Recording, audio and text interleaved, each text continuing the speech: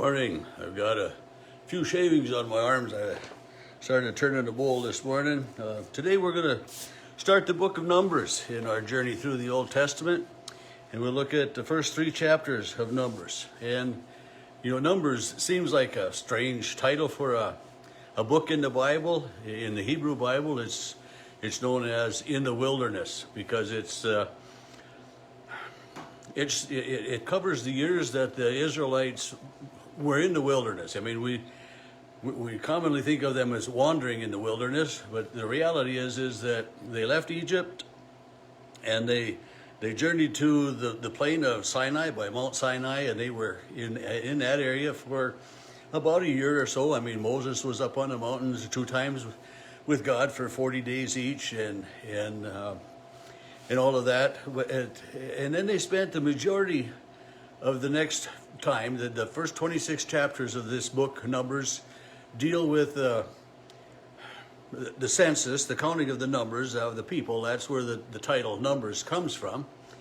But it's the first 26 chapters deal with the first generation that left Egypt and their struggle with being free, having to make their own decisions, not living, under the rule of Egypt, not having the Egyptian government provide. And in some ways, it's kind of like, when we grow up and we get old enough and we move out of our parents' home, and mom and dad have been furnishing and providing, and now all of a sudden we have to make the decisions, and we have to learn how to live on our own. And this is what the Israelites were doing in the first 26 chapters of this book. And so in chapter 1 we have a census, basically the numbering of the Israelites, and then we get that again in chapter 26 when the first generation of those have mostly died, and then the last part, I think just 26 chapters. So the last chapters deal with Moses and Joshua and Caleb, who were the spies sent into to scope out the land. The last part of it then deals with the Israelites moving in and occupying the land that God had promised.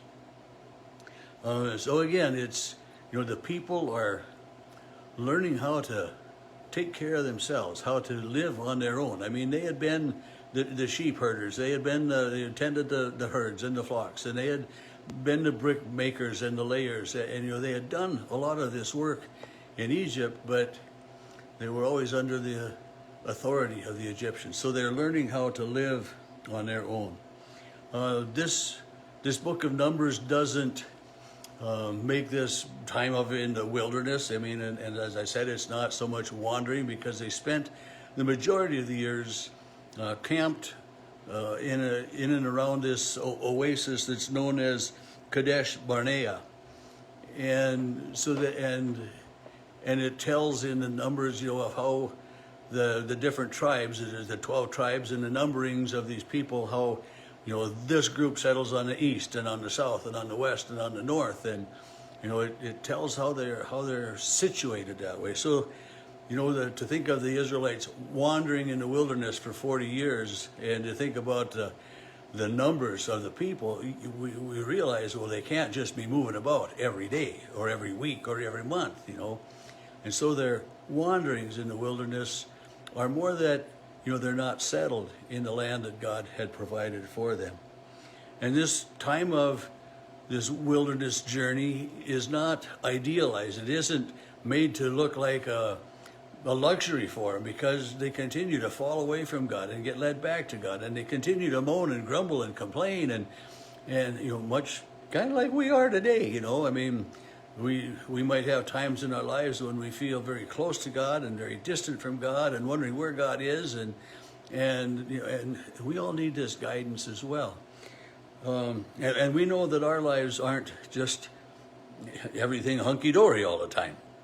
It's not always smooth sailing, and we have troubles and conflicts and things in our lives.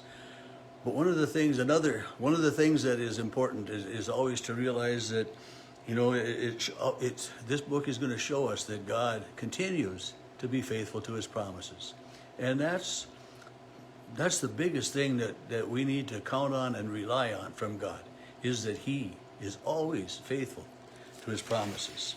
So, and I don't know how many of you read what's going on ahead of time or not, but so today we have numbers 1, 2, and 3, and I didn't look. So tomorrow we'll do numbers like 4 and 5, 4, 5, 6, or whatever it is. But anyway, we're going to look quickly at numbers 1, 2, and 3 now.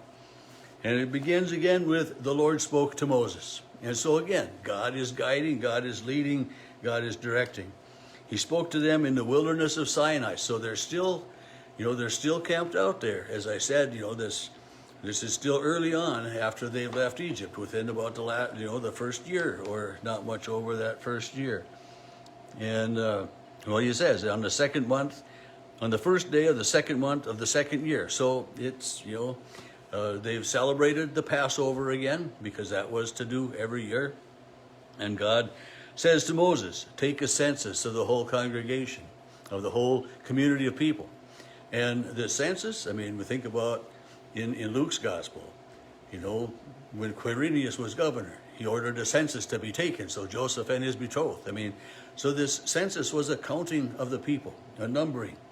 And he says, take a census of the Israelites in their clans, by ancestral homes, according to the number of names, every male individually from 20 years old and upward, everyone in Israel who is able to go to war.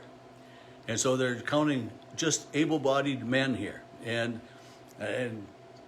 for them to go to war, if war is needed. So the numbers, when we look at the numbers of each tribe, we need to remember that this is just the number of men, plus the women and the children in all of them. And it says, you and Aaron shall enroll them company by company. So it's, the 12 sons of Israel, the 12 tribes of Israel, they're all named here as we're going to go through. And God says, a man from each tribe shall be with you, and each man the head of his ancestral home. And these are the names of the men who will assist you.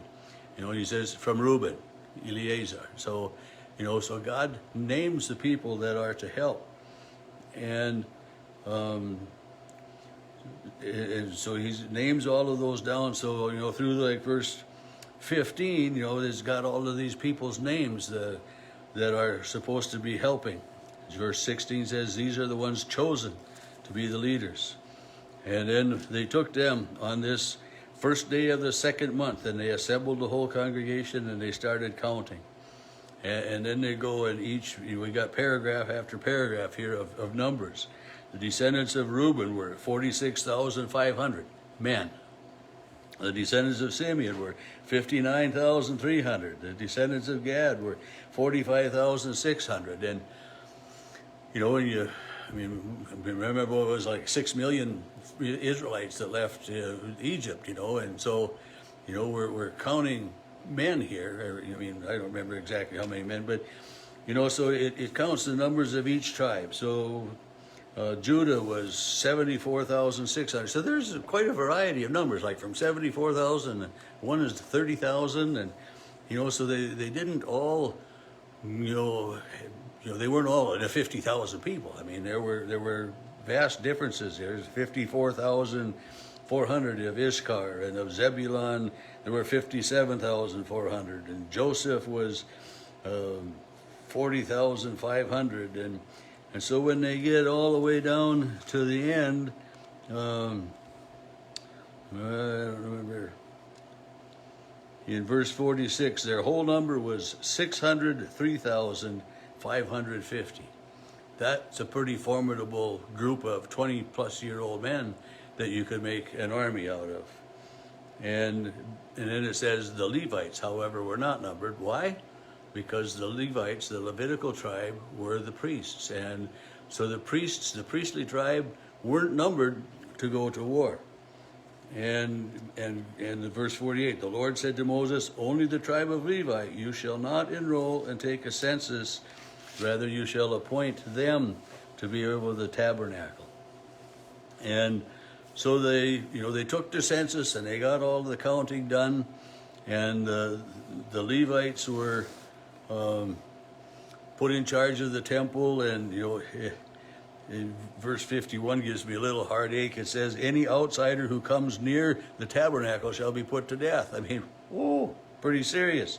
So very specific in things that way, that God is, in a way, testing these people to see how much they can listen, how faithful they might be able to be. And then, chapter 2 spells out the order of the encampment around the camp, as I mentioned. And I'm not going to get into how many, where each one was to be, because we're going to taken up almost enough time already this morning. But so God says, to set 3 tribes on the east, and 3 on the south, and 3 on the north, and 3 on the west, and so they're not all exactly the same numbers of people on these different sides and stuff either. But so God has taken a census of all of these Israelites that are led out there. In chapter 3, then talks about the Levites, the Levitical tribe that is set apart as priests. And Moses and Aaron, it says that both are part of the tribe of Levi. And it says that there's a larger distinction between Aaron and his descendants than the other descendants of Levi. And so, there was a little bit of, Moses and Aaron were different. They were brothers. And so there was a difference there. And then verses 11 through 13 of chapter 3 is they're talking again about the laws that have come down. And he says, I appoint the Levites to be my priests, and then the Levites shall be mine, and the firstborn are mine. And just reiterating again some of what he has told Moses. And then the remainder of chapter 3 basically is telling the priestly tribe of their duties, of what they're supposed to do. And much of it, we've read kind of very similar stuff in the book of Leviticus because of the laws there. So the book of Numbers, we're going to find, in a lot of this Old Testament that there are similar stories. And Deuteronomy is going to be kind of the same. So we see in the book of Numbers the first numbering of the Israelites after they've been freed from Egypt, plus just God's continuing faithfulness to them. Thank you for faithfully tuning in. May God richly bless you again today.